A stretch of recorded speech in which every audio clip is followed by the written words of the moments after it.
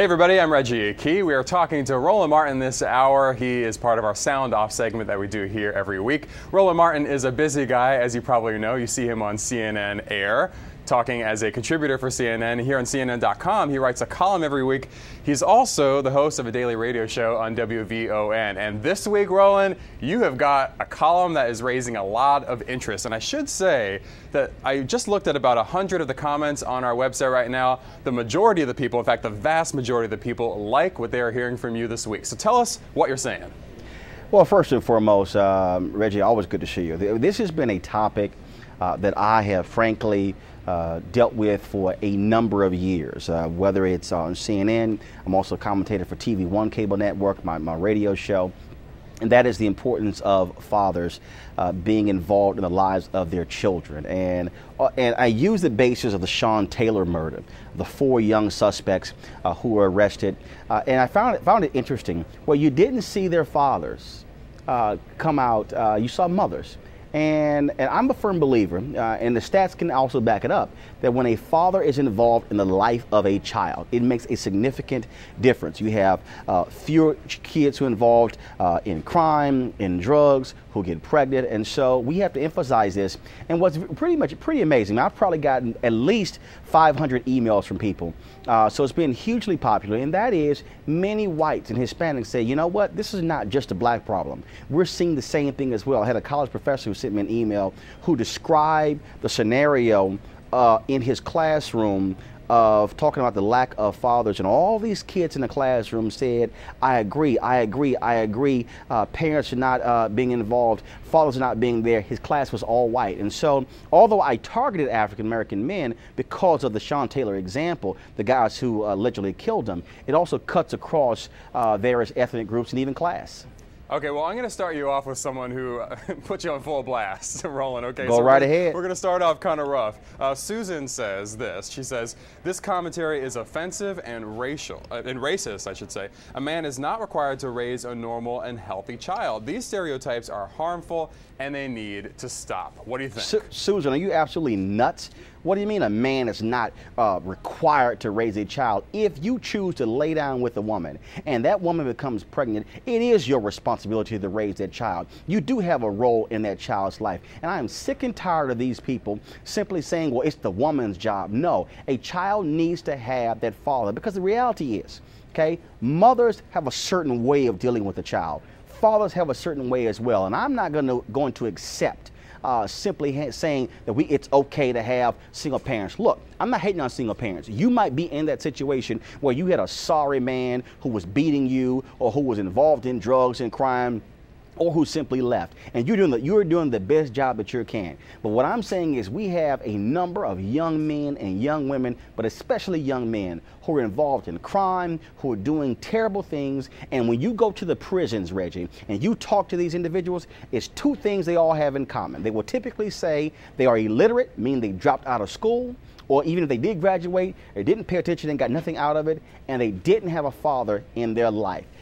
To their heart, they're going to say that, and I think we have to keep sounding the alarm. So, Susan, I don't buy it, and you should stop making excuses. Let's go to someone who is much more representative of what the viewers are saying today. This is from CD, and CD writes, your article is so true. Children need a mother and father. They also need an education. So much talent and promise is going to waste because parents don't take responsibility for their children they brought into this world. We need to break the cycle of hopelessness and poverty. Hey, see, these on the money. You know, I got some emails from people as well who said, well, you know, you're saying that you're blaming these black kids and these parents for crime rates. You know, the stats do show, again, that when you come from a 2-parent household, when you have an involved mother and father, you stand a less likely chance of being the victim of crime, of being a perpetrator of crime, but also using drugs and having a child out of wedlock. So the stats are very clear. I think a lot of folks want to make excuses, and so we have to deal with this. And let me tell you something. I had some educators on my radio show last week, and I made it clear that it is not the job of our school systems to clothe our kids, feed our kids, love our kids, discipline our kids, and educate our kids. And I think part of the problem in our public school system is teachers are having to be the teacher and the parent. No, a parent's job is to raise their kid. That's where it starts, and that's where our focus has to be.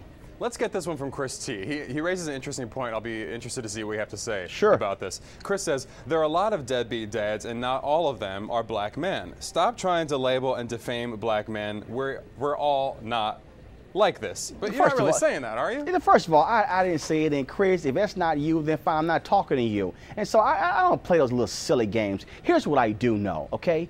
Nearly 70% of black children are born out of wedlock. You can argue with the stat, you can say I disagree with it, but it's an absolute fact. When you go to church, when they have baby dedication days, I can tell you point blank, I've been there. I see it in my church all the time, in other churches, where you mostly have women who are walking up there with baby dedication and you don't see the father anywhere. I would challenge pastors that when a mother comes to them and says, I want my baby dedicated in church, I would challenge the pastor to say, where's the father? Well, if that person says, well, I don't know, or we don't get along, or he left, then that pastor should then say, give us his name, give us his last known address, and I got a team of men who are going to go out and find him. Because I think what we've done is we've made excuses, and we've allowed people to get off the hook. You know, child support is one thing, but another issue, again, is encouraging somebody to say, wait a minute, if you were man enough to be a sperm donor and lay down with that woman, well, then be man enough to raise that child. And so, sure, I'm not speaking of all black men, but Chris knows exactly who I'm talking about, and I guarantee you there's some people in his family, on his job, and probably at his church who I'm talking about. Mia is awfully happy that you wrote this article because she's taken the perspective from the other side as a young black woman. And she says, it is beyond frightening that my peers are so misguided. They have not had adults and people around them to take the time to teach them right from wrong. We need to show children and that they have more options in life and that they can achieve their dreams and become successful. Mia's on, and let me tell you something, Reggie. I have gotten a number of emails and calls today on my radio show from women who said, you know, Roland, I grew up and I wish my dad was there. You know, I have a couple of nieces, and actually my wife and I, we don't have any children of our own, but a couple of my nieces live with us for about 10 months. A couple of other nieces live at our home in Texas. They've been there with their mother for the last 5 years, and we took them at the ages of 5 and 2. And because I've been so busy this year with CNN and the radio show, I haven't gotten back home a lot. And those two young girls told my wife and told my mom that they missed seeing me, being with me, and they really wanted me to come back home a lot more. Now, granted, I was there every single day.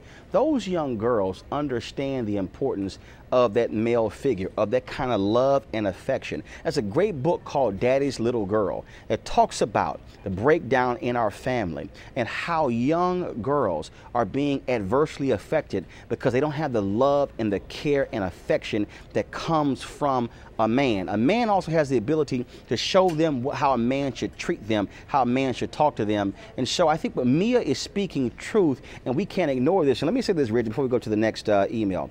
Last week, a good friend of mine in Chicago, his name is Ronaldo Glover, died of pancreatic cancer. He was 64. And the last conversation he and I had, a really extensive conversation, was at lunch in June. And he said, he specifically asked me, he said, Roland, I want you to use your media platform to speak to this very issue. And I said, no problem, because I'd always been doing this anyway. He said, because you know what? I'm scared for who my daughter's going to marry. Now, she could marry anybody, but knowing the odds, he figured she would marry somebody African American. And he said, I am scared. He said, I am almost at the point where I want to pick her future husband because that's how fearful I am. See, this is real. And for people who want to dance around this, there are some parents who are frightful because they're saying, I want my daughter to marry a young man who has it together and who is not lost. Fathers make a difference in those areas. And Roland, just before we go real quick, and that speaks to the point that you just made, besides, going back to arranged marriages, you say to the young women out there, don't lay down with fools. Oh, absolutely. And I think we have to encourage that because it takes two to tango. And so it's not just the young men, but again, young women must make smart decisions. They must make decisions that I'm not going to lay down with anybody. We should not have 14 and 15-year-olds having kids at the rate that we have now. And many of these young ladies are desiring of love and affection they're not getting elsewhere. And so we must teach our young girls to have the proper morals and values so they are not in a position, frankly, when they're graduating from high school school at the age of 18. They got a 3-year-old shouting in the audience, "Mom, congratulations." I'm sorry. A 14 to 15-year-old, 18-year-old, they should be focused on college, not whether they're going to be able to afford to buy some diapers and some baby formula for their child.